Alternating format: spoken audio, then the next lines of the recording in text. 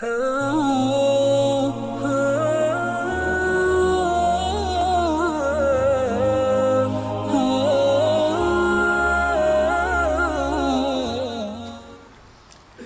your child develop tolerance. Tolerance پیدا کرنے کے لیے بچے کو ہیلپ کرنی چاہیے. Laugh with your children and help them to laugh on themselves. یہ ایک بہت اہم بات ہے کہ بچے کے اندر یہ خوبی ہونی چاہیے کہ اگر اس نے خود بھی کوئی ایسا کام کیا ہے تو صرف دوسرے لوگ ہی نہ ہنسیں، بچہ اپنے اوپر خود بھی ہنسے. جو بچہ اپنے اوپر خود ہنستا ہے وہ بچہ فلیکسیبل ہوتا ہے اور اس بچے کے اندر جو ہے وہ اچھی صفتیں آ جاتی ہیں. پھر چند باتیں ہیں جو لڑکوں کے بارے میں خاص ہیں. Give them help to manage their emotions. Many boys feel ashamed. Boys focus on problems rather than emotions. بچے پرابلمز پہ زیادہ فوکس کرتے ہیں لڑکے بنسبت ایموشنز کے. Teach them to deal with emotions. Teach them empathy. بچوں کو empathy سکھانی پڑتی ہے. Boys are 40% less empathetic than girls. اس کی ریزن کیا ہے؟ اس کی ریزن ویڈیو گیمز ہیں. ویڈیو گیمز کی وجہ سے بچوں کے اندر وائلنس بہت ہوتی ہے. بچے ویڈیو گیم دیکھتے ہیں، ایک ان میں سے دوسرے کو مار رہا ہوتا ہے تو وہ اس کو روٹین کی چیز سمجھتے ہیں. اب جس کو مارا جا رہا ہے ان کو ان کے ساتھ ہمدردی نہیں ہوتی. اس لیے جب پریکٹیکل لائف میں جب وہ دیکھتے ہیں ایک بندے نے دوسرے کو ہرٹ کیا تو ان کو اس کے ساتھ ہمدردی نہیں ہوتی. اس لیے کہنے کو یہ ویڈیو گیمز ہوتی ہیں مگر اس کی وجہ سے بچوں کے اندر بہت زیادہ برائیاں آ جاتی ہیں. Encourage them to read books. Books کو پڑھنے سے انسان کے اندر ایمپتھی اور زیادہ آتی ہے. Develop high self-esteem. Don't label them. Don't blame their gender. بچوں کو دوسروں کی رسپیکٹ سکھانی چاہیے. Set similar rules for sons and daughters. Deal the elders respectfully in life of your child. Show affection. اور جو بیٹیاں ہوتی ہیں تو ان کو ماڈیسٹی سکھانی چاہیے. بچیوں کے اندر ماڈیسٹی ہونی چاہیے اور گھر کے کاموں کو کرنے میں ان کو کوئی جھجک نہیں ہونی چاہیے. یہ سب وہ چیزیں ہیں جو ماں سکھاتی ہے اور بچوں کے اندر یہ خوبیاں پیدا ہو جاتی ہیں. بہت ساری مائیں بچوں کو اچھی ریز کرنے کی کوشش تو کرتی ہیں. ان کو چاہیے کہ ان کے لیے دعائیں بھی کریں، اس لیے کہ ماں کی دعا اللہ تعالیٰ کے ہاں بہت جلدی قبول ہو جاتی ہے، بہت جلدی قبول ہوتی ہے. ایک نوجوان نبی علیہ السلام کی خدمت میں حاضر ہوئے. اے اللہ کے حبیب صلی اللہ علیہ وسلم، مجھ سے فلاں بڑا گناہ سرزد ہو گیا. نبی علیہ السلام نے فرمایا کہ جاؤ اپنی والدہ سے دعا کرواؤ، تمہاری والدہ کی دعا کی وجہ سے اللہ تمہارے گناہ کو معاف کر دیں گے. یعنی ماں کی دعا اتنی اہم کہ نبی علیہ السلام نے ان کو سکھایا کہ ماں سے دعا کرواؤ گے تو اللہ تمہارے اتنے بڑے گناہ کو بھی معاف فرما دیں گے. چنانچہ اندلس کے ایک بڑے عالم گزرے ہیں، بقی الدین ابن مخلد رحمۃ اللہ علیہ. وہ فرماتے ہیں کہ میں ایک دن اپنے اسٹڈی روم میں بیٹھا تھا، ایک نوجوان عورت آئی اور وہ زار و قطار رو رہی تھی. میں نے اس سے پوچھا کہ تمہارا کیا مسئلہ ہے؟ اس نے کہا کہ میرا بیٹا جو ہے جوان العمر تھا اور اس کو دشمن پکڑ کے لے گئے ہیں اور اب وہ کہتے ہیں کہ اس کو اگر چھڑوانا ہے تو اتنے اتنے پیسے دو.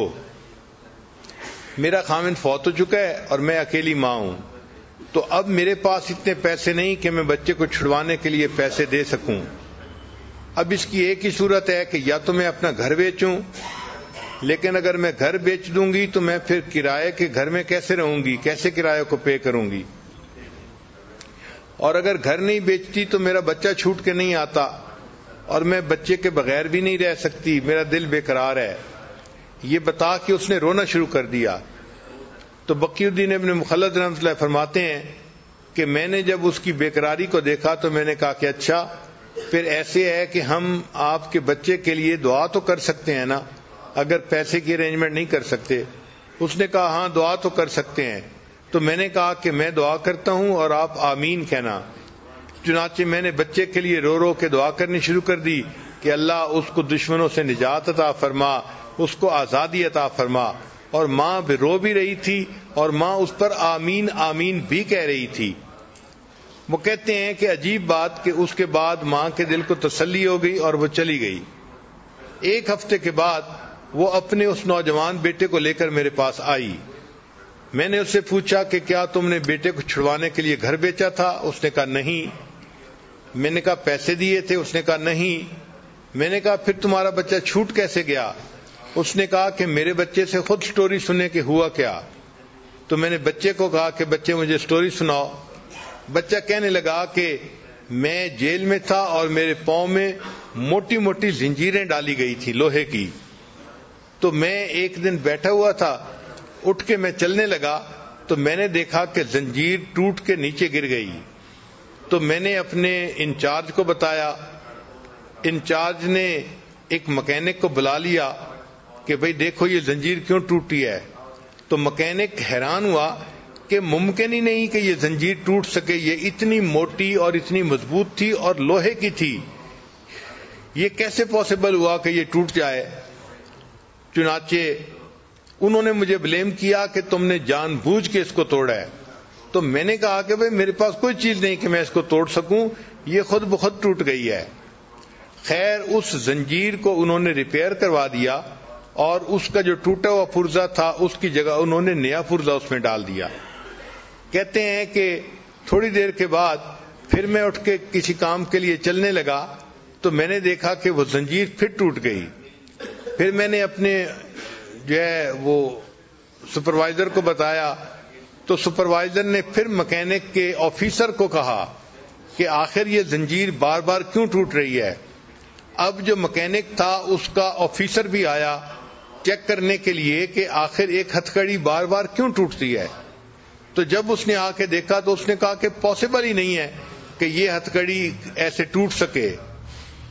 جب اس نے یہ کہا تو ان کا ایک سینئر ترین بندہ وہاں موجود تھا, وہ مجھ سے کہنے لگا کہ مجھے بتاؤ کہ تمہارے گھر میں تمہاری ماں ہے؟ تو میں نے کہا ہاں ہے. تو وہ کہنے لگا کہ مجھے لگتا ہے کہ تمہاری ماں تمہارے لیے دعائیں کر رہی ہے, اس وجہ سے تمہاری یہ زنجیر بار بار ٹوٹ جاتی ہے, اور اگر اللہ تمہاری زنجیر کو توڑ رہا ہے تو ہم کیوں تمہیں قید میں رکھیں, جو ہم تمہیں آزاد کرتے ہیں. انہوں نے بغیر کسی پیسے کے اس بچے کو آزاد کر دیا اور بچہ اپنی ماں کے پاس واپس آ گیا اور اللہ نے ماں کی دعا کو قبول کر لیا. امام بخاری رحمۃ اللہ کے حالات میں لکھا ہے کہ بچپن میں ان کی آنکھوں کی بینائی زائل ہو گئی تھی, نابینا ہو گئے تھے, مگر ان کی والدہ نے اللہ سے دعا کی اور اللہ نے ان کی والدہ کی دعا پر ان کی بینائی کو دوبارہ عطا فرما دیا تھا. تو ماں اپنے بچوں کی نیکی کے لیے اللہ سے دعائیں بھی مانگتی رہے. بہرحال اللہ تعالیٰ نے دنیا میں ماں کو بنایا ہے ایک نمونہ کے طور پہ کہ میرے بندو, اگر تم میری رحمت کا دنیا کے اندر پریکٹیکل منظر دیکھنا چاہتے ہو تو ایک ماں کو دیکھ لو کہ ماں اپنی اولاد سے کتنی جو ہے رحیمیت کا معاملہ کرتی ہے, اس کی مامتا کیسی ہوتی ہے. چنانچہ ماں کو اولاد سے اتنی محبت ہوتی ہے, اپنا سب کچھ قربان کر دیتی ہے اور اس قربانی کو کچھ سمجھتی نہیں ہے. چنانچہ کتابوں میں ایک واقعہ لکھا ہے, ایک انگریز لڑکے نے اپنی والدہ کے بارے میں لکھا ہے, اس کو کہتے ہیں 8 لائز آف اے مدر, کہ ایک ماں جس نے 8 جھوٹ بولے. تو وہ لڑکا کہتا ہے کہ میرا والد بہت غریب تھا, وہ فوت ہو گیا تو میں اپنی مدر کے پاس رہنے لگا. اب مدر کا کوئی ذریعہ آمدنی نہیں تھا, تو ہمارے گھر میں کھانا جو پکتا تھا وہ بھی بہت تھوڑا ہوتا تھا اور ہمیں بھوک لگی ہوتی تھی, اور جب کھانا پکتا تھا تو والدہ میری پلیٹ میں میرا حصہ ڈالتی اور اپنی پلیٹ میں اپنے لیے کھانا ڈالتی. پھر کھانے کے دوران جب میں اپنا کھانا ختم کرنے لگتا تو ماں محسوس کرتی کہ مجھے اور کھانے کی ضرورت ہے, تو وہ اپنی پلیٹ میں سے رائس میری پلیٹ میں ڈال دیتی تھی اور کہتی تھی کہ eat this rice son, I am not hungry, کہ بیٹے تم یہ چاول کھا لو, مجھے اتنی بھوک نہیں ہے. وہ بچہ کہتا ہے کہ بعد میں بڑے ہو کے مجھے پتا چلا کہ میری ماں اس وقت جھوٹ بول رہی ہوتی تھی.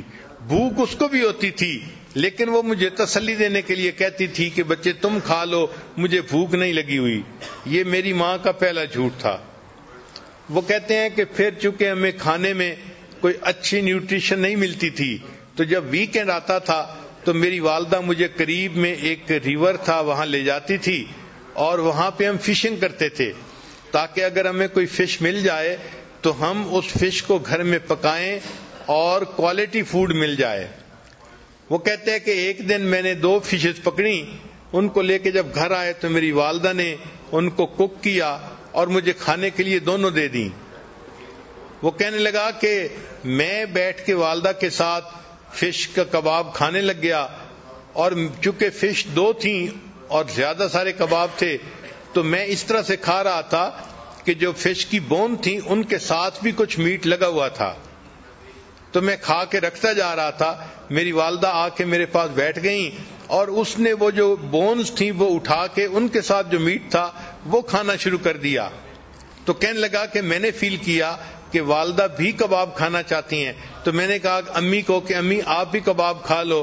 تو میری ماں نے کہا کہ نہیں بیٹا, fish eat this fish son because I don't like it, میں فش کھانا اتنا پسند نہیں کرتی, تم فش کا کباب کھا لو. اور یہ میری ماں کا دوسرا جھوٹ تھا. حالانکہ فش اسے پسند تھی اور وہ بچے ہوئے اس کی جو ہے نا میٹ کو بون سے کھا رہی تھی. پھر وہ کہتے ہیں کہ میں بڑا ہوا, اسکول گیا, پھر ایک دن آیا کہ میری والدہ مجھے امتحان کے لیے لے کر گئی. میں کمرے کے اندر امتحان دینے میں مصروف تھا, گرمی تھی اور میری والدہ باہر بیٹھی ہوئی تھی. باہر میری والدہ نے میرے لیے ایک کولڈ ڈرنک جو ہے نا گلاس میں ارینج کیا. چنانچہ جب چھٹی کا ٹائم ہوا میں باہر نکلا تو میری والدہ نے مجھے وہ ٹھنڈا گلاس شربت کا پیش کیا, تو میں نے اسے کہا کہ امی آپ پی لو. تو وہ مجھے کہنے لگی کہ بیٹے مجھے پیاس نہیں لگی ہوئی, تم پی لو. تو والدہ نے وہ سارا کا سارا جوس مجھے پلا دیا اور خود کچھ نہیں پیا. یہ میری والدہ کا تیسرا جھوٹ تھا. پھر کہتے ہیں کہ جب میں ذرا بڑا ہوا تو میرے اسکول کے ایکسپینسز بھی تھے, تو اب والدہ کو کوئی نہ کوئی کام کرنا تھا. تو والدہ نے کیا کیا کہ قریب میں ایک میچ فیکٹری تھی, تو وہاں سے خالی ڈبے لے کے آتی تھی اور گھر میں رات کو بیٹھ کے ان کے اندر میچز کو بھرا کرتی تھی. چنانچہ ایک رات میں نے دیکھا کہ والدہ ساری رات جو ہے وہ بیٹھ کے کام کرتی رہی کہ تاکہ اس سے کچھ پیسہ ملے اور میرا خرچہ چلے. کہتے ہیں صبح کے وقت جب میری آنکھ کھلی تو میں نے دیکھا, تو میں نے امی سے کہا کہ امی آپ سو جائیں. تو ماں نے مجھے دیکھ کے کہا کہ go to sleep my dear son, I am not tired, کہ بیٹے تم سو جاؤ, میں ابھی تھکی ہوئی نہیں ہوں. یہ میری والدہ کا 5واں جھوٹ تھا. حالانکہ وہ تھکی ہوئی تھی لیکن مجھے اس نے کہا کہ میں تھکی ہوئی نہیں ہوں, تم سو جاؤ. پھر وہ کہتا ہے کہ میں نے اسکول میں اچھی پرفارمنس دکھائی, اس کے اوپر مجھے اسکالرشپ مل گیا اور مجھے امریکہ کی ایک بہترین یونیورسٹی میں داخلہ مل گیا. تو میں اپنے گھر سے امریکہ شفٹ ہو گیا. وہ کہتے ہیں کہ جب میں پڑھنے کے لیے وہاں چلا گیا تو فون پہ میری والدہ مجھے کہتی رہتی اپنا خیال رکھنا, اپنی پڑھائی کا خیال رکھنا.